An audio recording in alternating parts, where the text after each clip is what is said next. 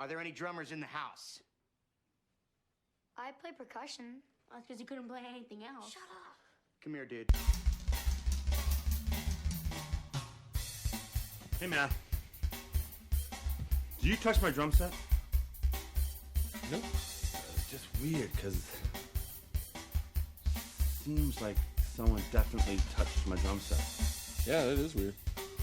'Cause I didn't touch them. I am warning you right now, if you touch my drums, I will stab you in the neck with a knife.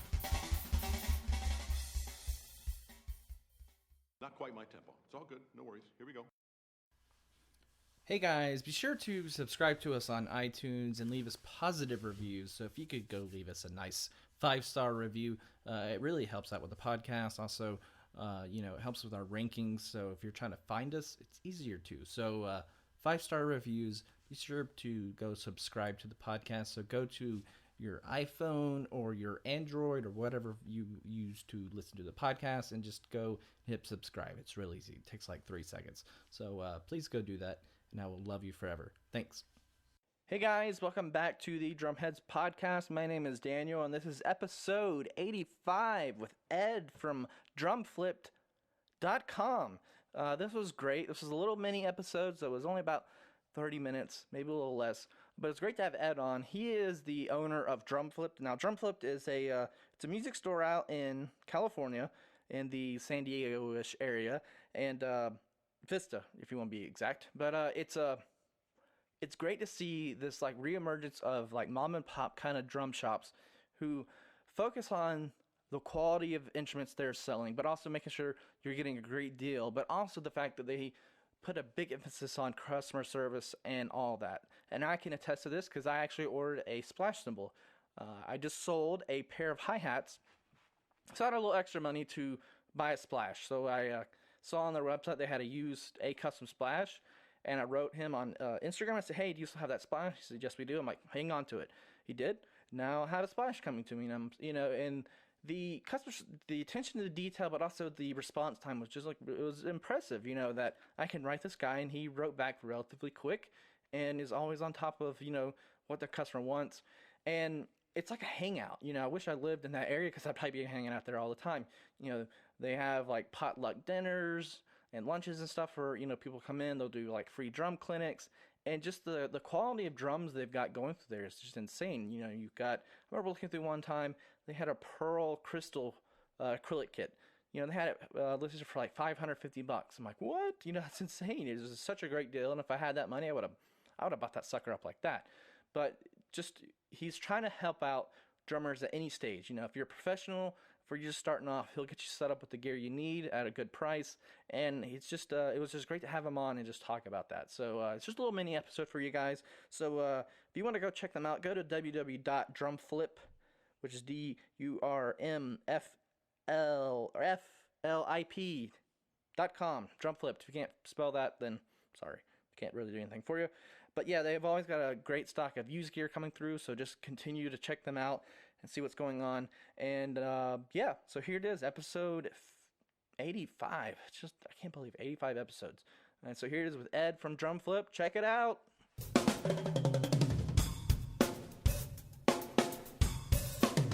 Take 2. I've been sick, so everything's a little loopy in my head. So. Oh, wow. Yeah. All right. Let's try that again. Okay. Hey guys, welcome back to the Drumheads podcast. My name is Daniel, and I am joined by Ed O'Connor from Drumflipped. How are you, Ed? Hey, good man. Thanks for having me on. I really appreciate it, Daniel. I'm doing great. Good, great. I've been watching your stuff for a while. I'm like, I've got to get this guy on the podcast because you're doing some really interesting stuff with your drum shop there. So just kind of tell everybody a little bit about your drum shop. Yeah, we want to create a drummers community, so we kind of have a retail store in California, which is outside San Diego, and we have drum sets from $100 up to $10,000, and we focus on high-end used gear and stuff you just can't find at like big box stores. So we have artist tour kits, one-off customs from companies you've heard of like Pork Pie, but it's the stuff you won't find at the big box stores. It's stuff that Bill and I from Pork Pie have discussed and made. So that's what we focus on, and you can come in and get anything from $100 set to, like I said, a $10,000 set. So it's kind of cool. Nice. Yeah, I was flipping through one day and you had like a pearl, a crystal, the crystal acrylic kit, and you had it. I think it was like $600. I'm like, what? I'm like, I wish I had $600. I'd buy that up like in a heartbeat. You know. Yeah.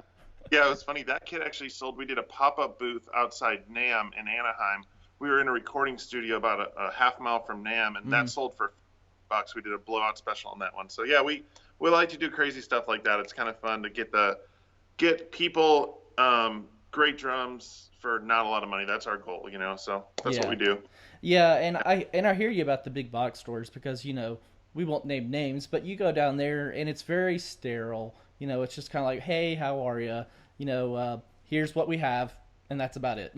No personability. You're getting on Instagram. You're doing Instagram lives. You're doing all these. You're probably posting probably about 20, 30 times a day on Instagram, just like, hey, we got this Yamaha Absolute Birch, in the store right now. Check it out, and things like that. It's just very different than your big chains because they'll post once every couple of days. Yeah. I nothing against the big chains. I love, I love all the big chains. We just try to do something a little different, like focus on used gear, like that Yamaha you're talking about. It's amazing. That's the Birch Custom Absolute Apple Sparkle Fade. That kit is gorgeous, and it's hard to find too. So we got it, and it's pretty cool. Yeah. Did you have that kit like that same kit in before? We actually had that kit in before. A customer bought it from us. He came back about a year and a half later and traded it back in for another kit. So we have lifetime trade-ins. So if you buy a kit from me, you can trade it back in. We'll work with you on price, and you can trade your exact kit back for something else to kind of upgrade. So that's kind of what we do as well. Oh, that's sweet. I just I saw the post like that. I'm like, wow, people are coming back, trading stuff back in, kind of almost like recycling drums, instead of like trying to go somewhere else like Craigslist or something like that, they can come back to you and, get a good deal and trade it back in. And so that's awesome. Yeah, definitely. What kind of drum set do you play, Daniel? I have a Tama Craigslist kit that I bought for $100. It's awesome. It's I got it for $100. It's a Tama Rockstar Custom, and I had to sell my other kit to pay for some medical stuff. But anyways, I have like this Reeky Deek kit, but I have a Stuart Copeland snare drum. I love it. That's my favorite drum right there. Is the Stuart Copeland for sure. Oh yeah, that thing's awesome. Yeah, my first kit is also a Rockstar. So that's funny, man. Yeah, Stuart Copeland, that snare's awesome. He's a great drummer too. So yeah, we're Tama dealers. That's because my first drum set was a Tama, so that's kind of one of the only big brands we carry. The other brands we carry are like Odery. You ever heard of Odery drums? Yeah, they're Brazilian, right? Yeah, Brazilian. They're amazing. Then we carry like SJC and just stuff like I said, you can't find anywhere else. But it's cool though. I love Tama as well. Tama makes great drums. Oh yeah, my wife got me that as a anniversary gift back in 2006. So it's one of those. That's awesome. You can never part with that kit for sure. Yeah. Yeah. That's so cool. So what year did you start doing your drum shop? I started, actually, it's kind of funny. I started out of my garage in 2010. I was buying and selling drums, playing drums, and then I was watching American Pickers one day, and I was like, what if I did American Pickers? You ever watch that show? Mm-hmm. Yeah. Yeah, I was like, what if it was American Pickers, but for just drums? That's my passion, what I'd love to do. So that's kind of how I started 2010 in my garage. I developed a customer base. We started shipping around the world. And then 2 years ago, I decided I need a retail spot because we wanted to kind of expand. We do room rentals now. We rent rooms for $10 an hour to bands. Mm-hmm, and I wanted to do that. So we started in my garage 2 years ago. I opened a retail store. My first retail thing was with SJC. We actually met at Stone Brewery, and I told them I wanted to be their only retailer, and they agreed. So it was awesome. So they're expanding now, but I was their first retailer in California. So it was really cool. They were my first retail venture, so it was awesome. Nice. And you also do like drum clinics and stuff like that from time to time, right? Yeah, we do drum clinics. We have one coming up April 8th. It's free. It's part of our live series. So we do community events every month for the community. They're always free, like swap meets, drum clinics.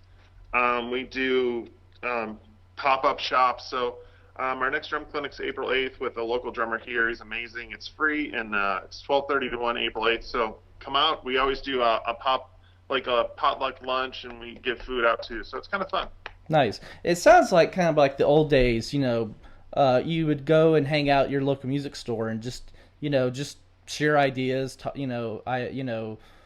I've got this, kit I'm trying to sell. You interested, and kind of just build a community around the store versus,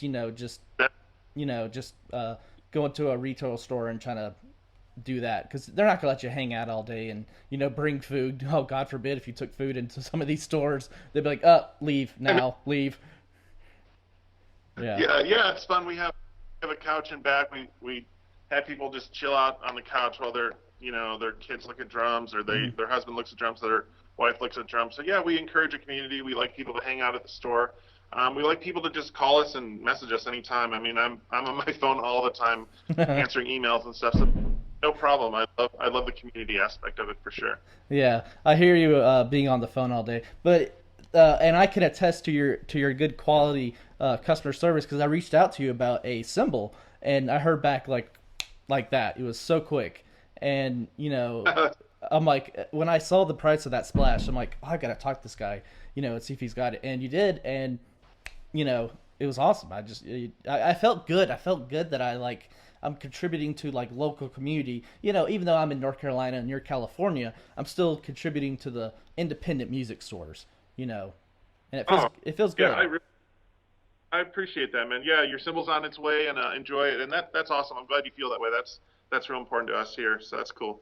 Yeah, and you're also the first drum shop person I've talked to on the podcast. I've always been wanting to have someone on that has that kind of perspective, and it sounds like you're a real big gear nut. The breakdown of pretty much every kit that comes through. I'm the same way. I can look at a kit like, it's got die cast on the bottom, but it's got triple flange on the top. That's weird. You notice those little small things. It seems like. Oh, absolutely. Yeah, that's Stuart Copeland snares. That's a prime example of how they have different hoops. Mm-hmm.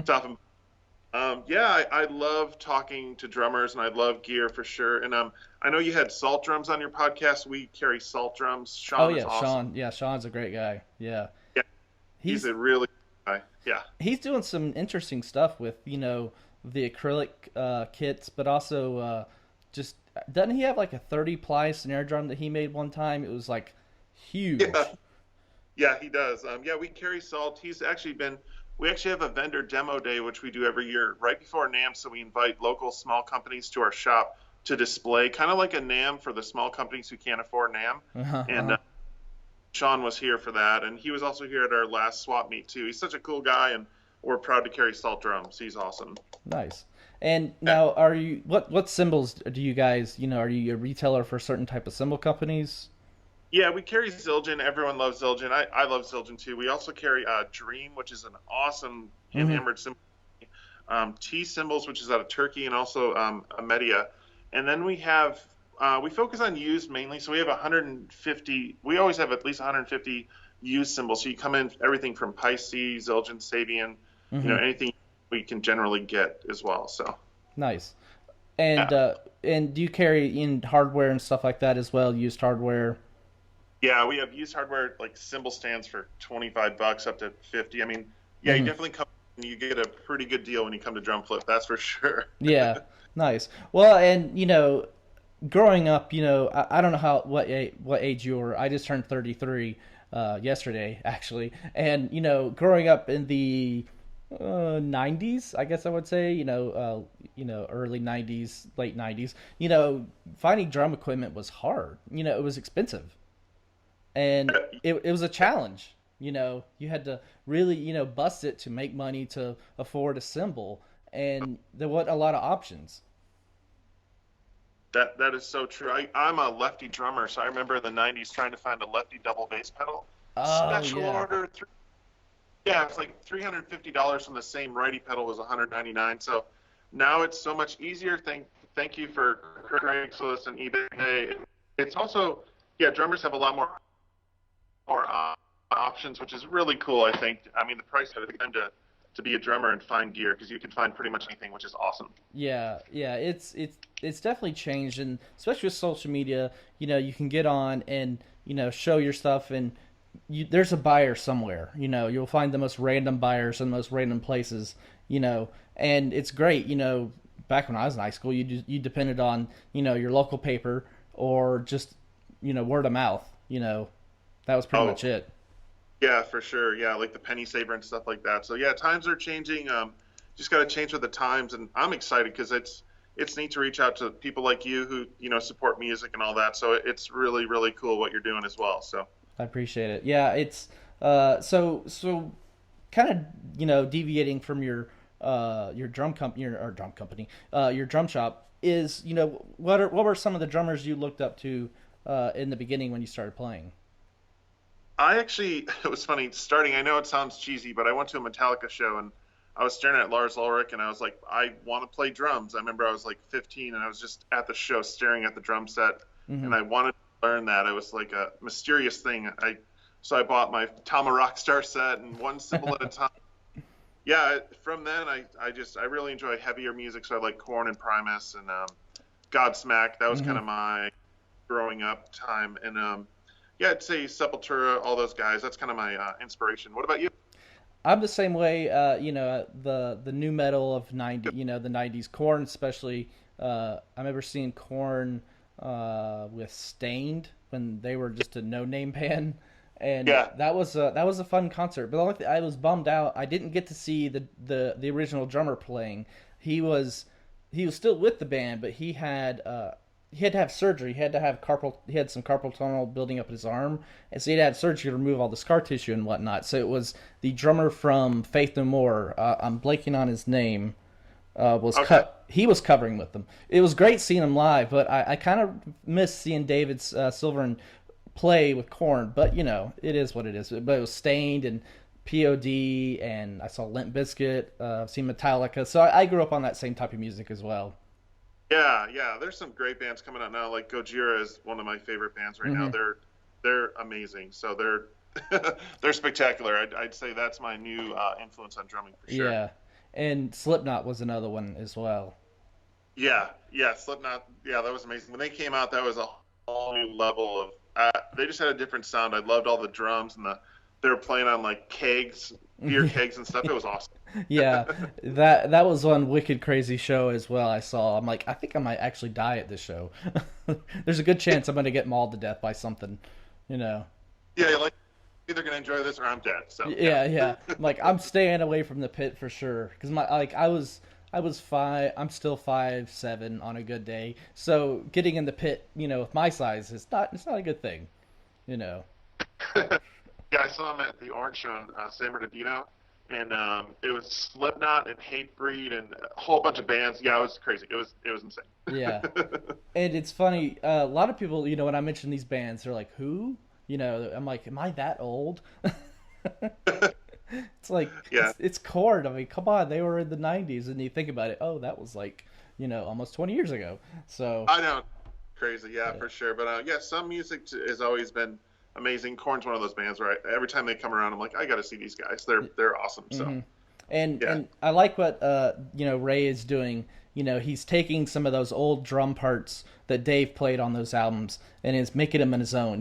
He's really paying respect to the original music, but he's adding his own twist to it. I really like it, and I've been impressed of how they've managed to maintain their level of I don't know. They've just been able to hang in there, versus like Limp Bizkit or something like that. They've really been able to hang in there and, ride out that new wave metal kind of thing. Yeah, definitely. What kind of, what kind of drums are you interested in now? Do you have any brands that you like now that you're interested in, or? I'm still a Tama guy. When I see that Tama Mirage, I'm like, oh, I just want it so bad. Yeah. It's just now it's like, I'm like, how can I convince my wife, kind of thing. But there's just something about Tama that has always had like a little sweet spot in my, in my heart for them. I've always loved everything they've done. But being open-minded, I was always a big hater of Pearl when I was in school. It's just me being a douchebag and to other drummers. But now I look at them like, oh, Pearl's really stepped up their game and really have. Improve their in my opinion, it was their quality was kind of iffy, but now it's like, no, they've fixed everything. So it's just, stop being a dick kind of thing. Yeah, Pearl. They have a new kit called the Decade Maple. You got to check it out. Like at least watch a video. It's $6.99 for a 5-piece all maple kit, and it's ridiculous. So that's I just became a Pearl dealer because of that kit. I think it's a game changer. Oh yeah. So it's called the Decade Maple. It's amazing. That's what that YouTube drummer uses, Casey Cooper. I think that's what he was using for a long time, and yeah, and I think he's one of the ones that really pioneered, the affordability of that kit as well. Yeah, and you can add drums from 8-inch all the way to like a 20-inch gong bass, so it's so versatile and really cool. So yeah, that's a cool kit for sure. Nice. So what were your cymbals growing up that you really were after? Was it Zildjian? Yeah. It was actually Sabian. I really enjoyed Sabian because I love chinas and splashes and weird things, and Sabian kind of on the forefront of that. Now I'm really digging T cymbals because they're just. I know the owner of T cymbals' name's Arbach, and he is not afraid to do anything. I can give him any dimensions. I want a crazy ozone, whatever. He's cool with that. So T cymbals is pretty amazing. Yeah, I wasn't familiar with those. You had sent me a picture of. I think you sent me a picture of a couple of their splashes. And yeah. I'm like, ooh, those look different. Yeah. But I like that. I like different looking stuff. And, do you carry any like hand percussion stuff out of curiosity or? Yeah, sometimes. We carry. Yeah, sometimes we have a lot of percussion like cowbells and timbales and stuff like that. So, yeah, we try to focus mainly on acoustic, but we do carry electric from time to time and also percussion as well. Yeah. For sure. Yeah. It's a very niche kind of thing to get into percussion and electronic drums. It's the person who wants, especially electric kit, they know exactly what they want and why they want it kind of thing. Yeah, and I love electric kits. They're amazing. We always get them in it and they sell immediately. They're awesome. It's just, we're not a Roland dealer or anything like that. So we try to, like I said before, we try to carry stuff you can't find anywhere else. But when we get a used electric kit in, they always sell quick, so I gotta get more of those kits in. Yeah, especially with people trying to find practice spaces and whatnot. It makes sense to have the electric kit in your room so you can practice whenever you want versus blasting away your neighbors when you and getting cops called on you. Absolutely, man. Electric kits are really cool. I love how there's an internal metronome, and like you said, you can practice anytime. It's pretty sweet. I actually really like them. Mm-hmm. Now, what do you have a kit at home that's like yours? That's that's anything special? That's just for you. Right now, I get to play everything in the store, so. I hear you. It's one of the benefits. Yeah, for sure. So I have to, whenever we get a kit, we go through it, clean it, and then I obviously have to test it, make sure it works, right? Yeah, exactly. It's like if you worked in a pizza place, you'd want to make sure that you're putting out a good quality. It's like. Yeah, for sure. You're not going to tell me I cannot eat pizza. Sorry, it's just going to happen. Yeah. So do you have any? What other hobbies do you have, or just having drum flip kind of like consume your whole life, kind of thing? Yeah, drum flip is very consuming, but that's cool. I don't mind at all. But I really enjoy photography.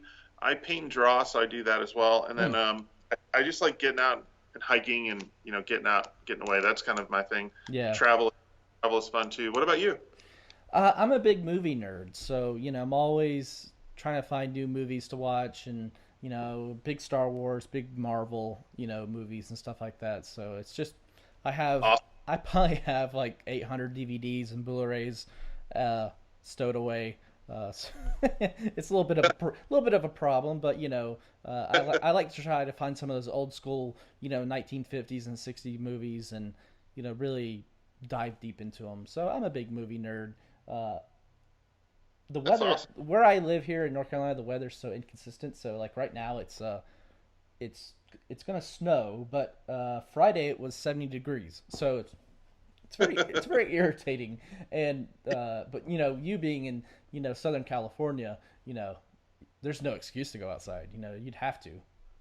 Yeah, it's pretty neat. I live we're in San Diego, so we live 2 hours from like snow-capped mountains to desert to ocean, so it's pretty cool. Yeah, it's not too bad. It's crazy because I have a lot of friends that live in like Los Angeles and stuff like that, and to think you can go from like you said, mountains to the ocean and anywhere in between relatively quick is insane to me. For like me to get to the ocean, it's a 4 or 5 hour ordeal. Yeah. Yeah, North Carolina looks awesome. I mean, I'm a golfer, and I know they got great golf courses, and then the food looks amazing there too. Like, I miss good barbecue, and I know you guys got good barbecue. Oh yeah, that's especially in different parts of the state. I live in the mountains, so the mountainous part is more kind of has the vinegary kind of barbecue. Where if you go down to the eastern part of the state, it's still vinegary, but it's more tomato based, I guess you could say. Yeah. But right now we have like a huge emergence of craft breweries here in Nashville. So there is a brewery for like every 5 people, it seems like, in this town. That's fantastic. Yeah, it's crazy. Like Sierra Nevada, New Belgium, like open these huge big breweries here, and it's like, wow, this is impressive. Barbecue and beer, man. Yeah, barbecue and beer. That's a big thing here, and the funny thing is, there's not a lot of like rock bands that come here. It's mostly Mumford and Son cover bands and bluegrass. So the music scene is a little lagging, but it's all right. Yeah, how'd you get started in drums, man? What was your inspiration? Well, I remember back in like '95, my dad gave me the Eagles Hotel of California on CD, and like it just instantly hooked me. So I did like school band, I did some church drumming and stuff like that. But it was just is the only thing that really made sense to me in life was drumming, and being dyslexic, school is a pain. So I just I just stuck with drumming, and I started this podcast just more or less just to while I couldn't play as much, just to continue to talk to people, and it kind of just blew up from there. I'm like, let's and then so I really started focusing in on the podcasting end and just making sure to get on as many people I can from different areas and different perspectives and all that. So that's where it's all led to, is this point of just interviewing people like you. I love it.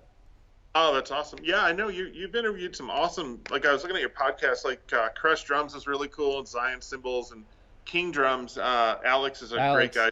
Yeah. He was in the shop last week. So it's really cool what you're doing, man. I support it, and I love your Instagram page and all that. It's awesome. Appreciate it. Yeah. Today I took off work, so I call it my podcasting day. I have where I take off once a month, and I'll podcast the whole day. So like I've got Buddy Love Custom Drums is going to be on later this afternoon. So I know we literally just got a set and snare from Buddy Love. Tell him hi from Drum Flip. Their drum. Is it that red kit? Yep. Yeah, that red kit. That got a lot of people buzzing at NAMM. I remember seeing like people, I'd be flipping through Instagram, and there's that kit again. Everybody was just so thrilled to play that kit. So. Yeah, I walked past it. I didn't see it. It was on my right. I walked past it. I heard it. I turned around. I saw it, and I was like, that's coming to Drum Flip. Like, it's just, it's freaking amazing. It's all aluminum. It sounds incredible. It's super clear, warm, and deep. And, yeah, tell Buddy Love hi, and it's a killer set. We're proud to have it at Drum Flip. Nice, yeah. And then I've got Chris Hornbrook from Since This Fall. He's going to be on playing about 15 minutes. So awesome, man. Yeah. I'm glad you're this is awesome what you're doing, and it's so cool to you're here for the drum community. It's great, man. So thank you. Oh, no problem. Well, I appreciate you being on. I'd love maybe in a couple of months maybe catch up and maybe do a little bit longer podcast, yeah. Cool. If you ever have any questions about drums or anything, feel free to call me, or if you ever need anything, drumflip.com. And I appreciate it so much, Daniel. Thank you. No problem.